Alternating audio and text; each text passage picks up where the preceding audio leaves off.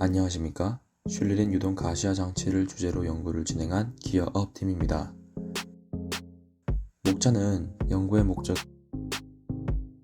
장치 제작 과정, 상황별 유동 특성 관측, 슐리렌 장치 소형화 가능성 및 타당성 분석으로 진행하겠습니다.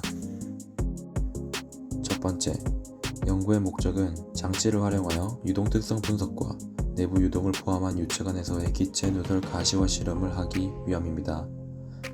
이것을 가능하게 하는 것은 광굴절의 원리로, 이를 통해 슐리렌 장치는 유동 패턴을 가시화하게 됩니다. 빛은 어떤 물질을 통과하게 되면 굴절되는 성질을 가지고 있습니다. 이 굴절되는 빛의 일부가 산란되거나 가려져서 우리 눈에 들어올 경우 아지랑이와 같이 기체 유동이 눈에 보이게 되는 것입니다. 오목코올에 의해 직강된 LED의 빛은 그 자체로는 유동의 가시화가 이루어지지 않습니다. 하지만 LED 빛의 일부를 물체 끝이 0이 수렴하는 광학장비로 가리게 되면 빛의 일부는 카메라 렌즈로 들어가고 일부는 가려져서 빛의 음영이 생기게 됩니다. 이것이 유동의 흐름을 눈에 들어오게 만들어주는 것이죠. 두 번째, 슐리렌 장치의 제작입니다.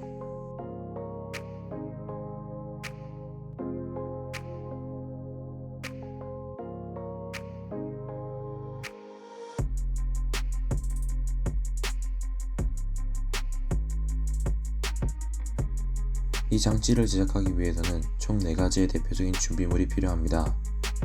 준비물은 전체 오목코올, 카메라, 면도날, 지지대, 손전등 등이 있습니다. 먼저 광원을 카메라 조청거리에 맞게 조절합니다. 그러고 나서 면도날로 광원을 반으로 가려줍니다. 세 번째, 슐리렌 장치를 활용한 상황별 유동 흐름 관측입니다. 저희는 실험을 위해 4가지 조건을 설정했습니다. 그 조건에는 유체의 온도, 유속, 가스, 튜브 파손 시 형태가 있습니다. 이제 가시화된 유동을 관찰해 봅시다. 첫 번째 조건은 온도입니다. 저온 유동과 고온 유동에서의 유동의 형태를 관찰하기 위하여 측류 발생 장치, 열풍기를 사용합니다. 해당 영상은 저온 유동인 측류 발생 장치로 가시화된 유동의 형태입니다.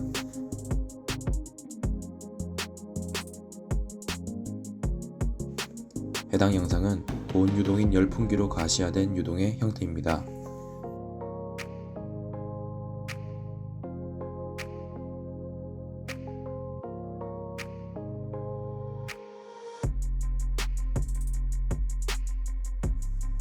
두 번째 조건은 유속입니다.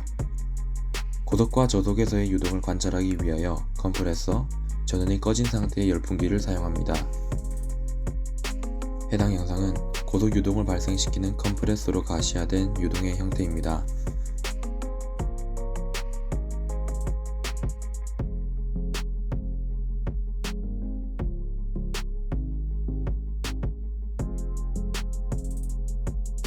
해당 영상은 저속 유동을 발생시키는 전원이 꺼진 열풍기로 가시화된 유동의 형태입니다.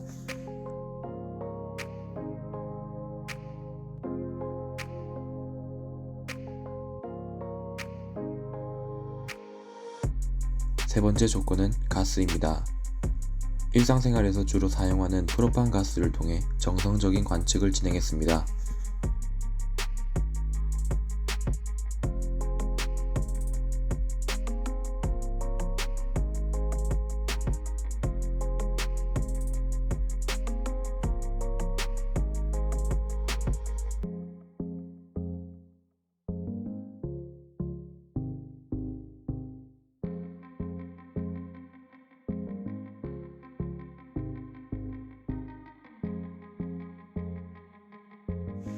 네 번째 조건은 튜브 파손 시의 형태입니다.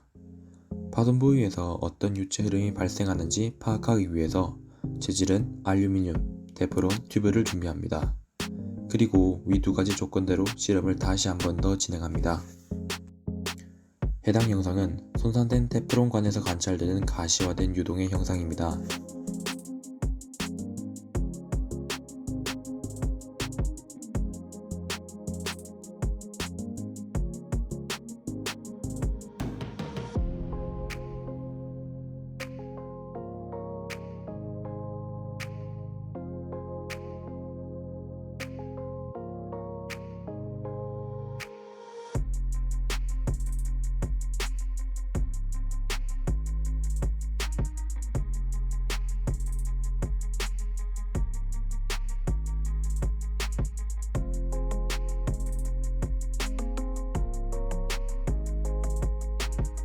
해당 영상은 손상된 알루미늄 관에서 관찰되는 가시화된 유동의 형상입니다.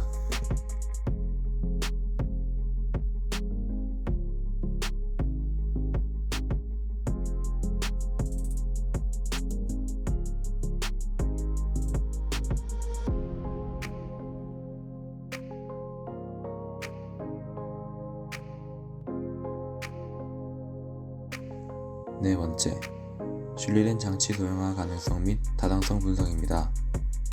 소형화 렌즈는 비교를 위하여 알루미늄 코팅, 금 코팅을 준비합니다. 그리고 소형화 장치를 순서대로 제작합니다. 먼저 설계도를 설정, 설계대로 합판을 자르고 소형화 장치를 완성합니다.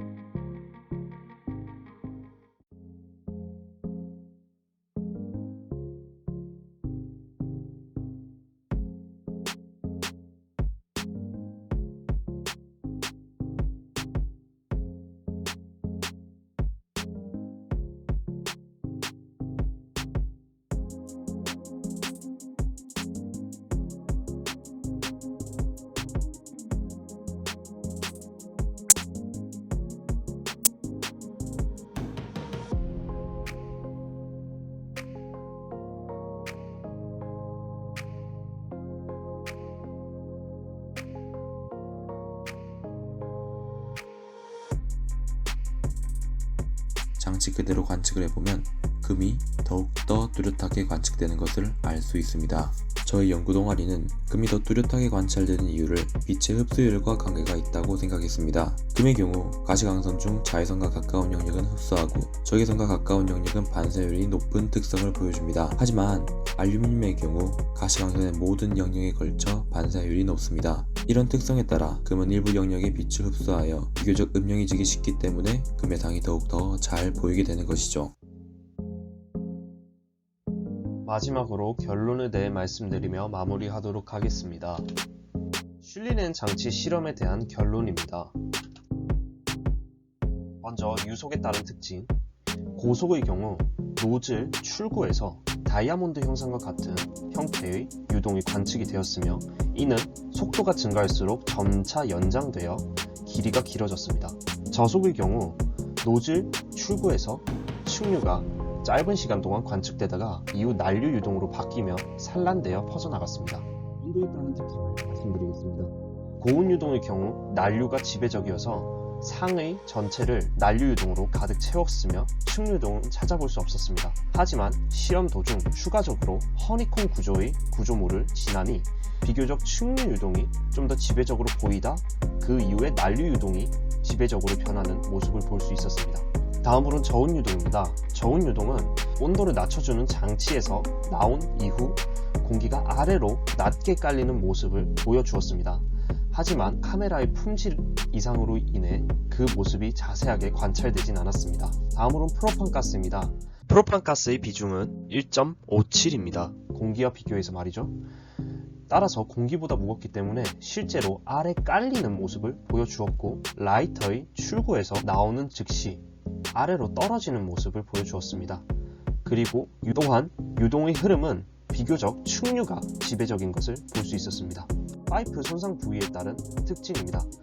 파이프 손상 부위에 프로판가스를 주입을 하였을 때 마찬가지로 비중이 높아 아래로 떨어지는 현상이 주로 관측되었고 파이프의 컴프레셔를 이용한 고압 유동을 관측을 할 경우 손상 부위에 하얀색 바늘과 같은 유동이 흐름이 관측이 되었습니다.